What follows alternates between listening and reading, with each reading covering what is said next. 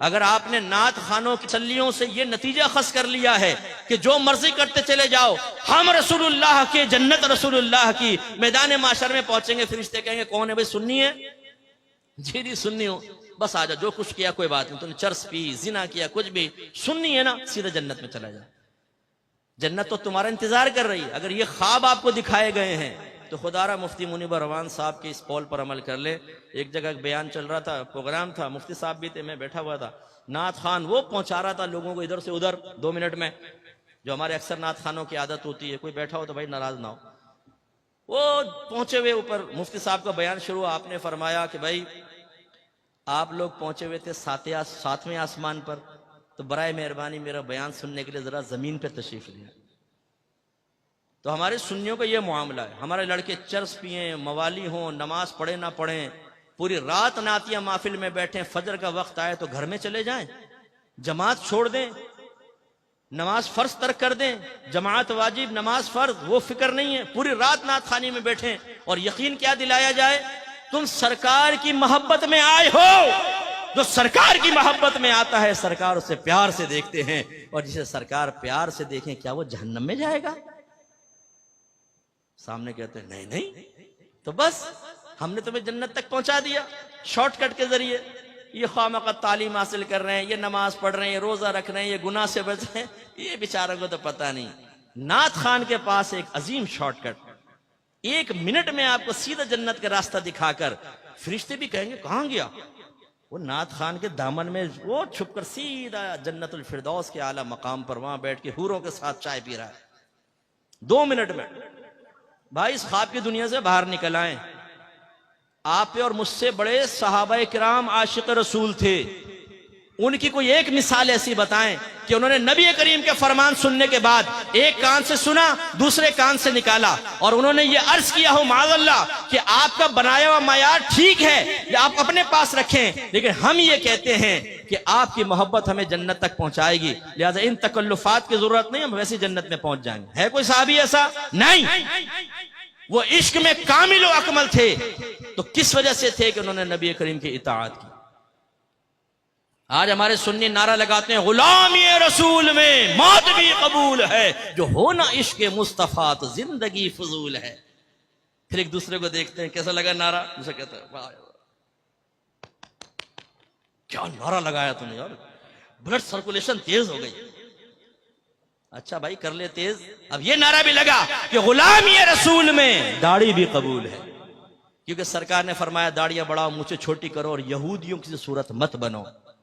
ये नारा लगा गुलामी रसूल में बाकायदा इल्म दीन सीखना भी कबूल है, कि आपके नबी ने फरमाया तलबुल इल्मी फरीदतुन अला कुल्ली मुस्लिम, इल्म का हासिल करना हर आकिल बालिग मुसलमान मर्द और औरत पर फर्ज है। अपने घर वालों को नेकी का हुक्म दें, बुराई से रोकें, क्योंकि अल्लाह ने फरमाया वअमुर अहलका बिस्सलाति वस्तबिर अलैहा ला नसअलुका रिज़्क़न नहनु नरज़ुकुक। अपने घर वालों को नमाज का हुक्म दे और खुद भी उस पर साबित कदम रहे, हम तुमसे रिज्क का सवाल नहीं करते, रिज्क तो हम तुम्हें अता फरमाएंगे। या अय्युहल्लज़ीना आमनू कू अनफुसकुम व अहलिकुम नारा वक़ूदुहा अन्नासु वल हिजारा, वो मैंने आयत पहले भी आपको सुना। तो करें अपने घर वालों की इस्लाह। बीवी पड़ी फजर में खर्राटे ले रही है, शर्म हया नहीं है कि बीवी को उठाओ। जवान बेटा पड़ा सो रहा है, ये नहीं कि लात मार के उठाए कमबख्त उठ।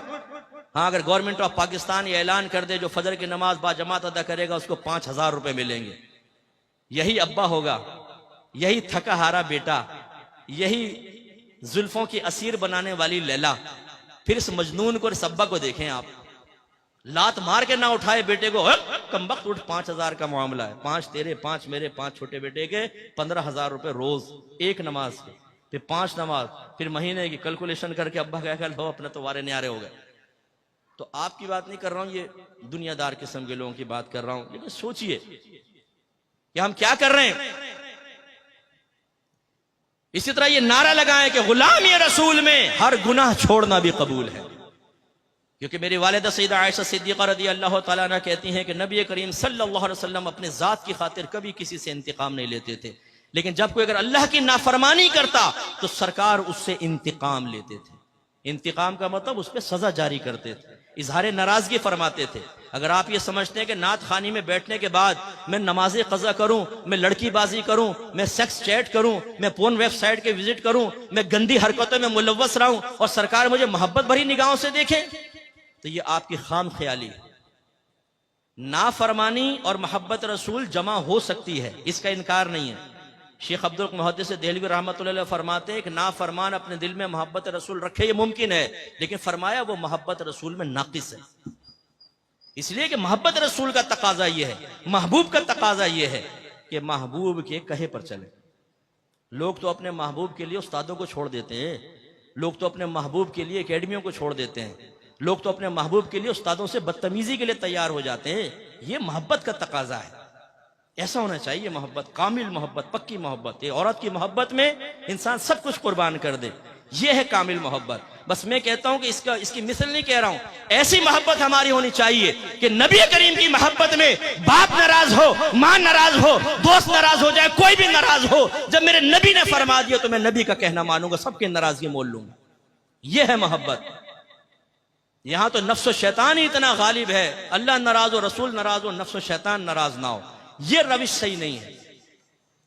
तो इसलिए मैं आप सबसे गुजारिश करता हूं, आइए, अल हक स्कॉलर्स एकेडमी आपको दावत देती है, यहां पर आकर कुरान सुने, दीन सीखें, अकायद की इस्लाह करें, तज़किया नफ्स करें, किताब और हिकमत सीखें, आप खुद भी सीखें, उम्र के किसी भी हिस्से में हो। मैं अपने बुजुर्गों से अर्ज करता हूं, आईने में अपने सफेद बालों को देखकर यह सोचना कि अब तो उम्र गुजर गई, छोड़ दो, नहीं। एक बुजुर्ग के पास एक बूढ़ा शख्स आया, कहने लगा मैं तौबा करना चाहता हूं। आपने फरमाया कि बहुत देर से आए। उसने कहा हुजूर बहुत जल्दी आ गया हूं क्योंकि मौत से पहले आया हूं। तो ये ना सोचिए कि जी हमने तो पूरी जिंदगी गुजार दी, अब क्या इल्म सीखे, नहीं। अगर आप इस तरह चले गए तो हो सकता है जवानी में की गई गलतियों का खमियाजा भुगतना पड़े। सफेद बालों का मतलब ये नहीं है कि अगर आपकी जबान से जवानी में कलीमा कुफ्र निकला था तो मुआफ कर दिया जाएगा। आप अगर नमाजें कज़ा करते रहे थे तो सिर्फ आपकी सफेद दाढ़ी को देखकर नमाजें कज़ा करने का गुनाह मुआफ कर दिया जाएगा। ये कहां से आपने नतीजा निकाला? आप भी सीखिए और अपने बच्चों को और खुसूसन बेटियों को यहां जरूर दाखिला करवाएं, इल्म दीन सीखें और पक्के सुन्नी बने, पक्के मुसलमान बने कि जो अपने मजहब को बयान करना जानता हो, मजहब का दिफा करना जानता हो दलाइल के साथ, फिर मुजाहिदीन पैदा होंगे।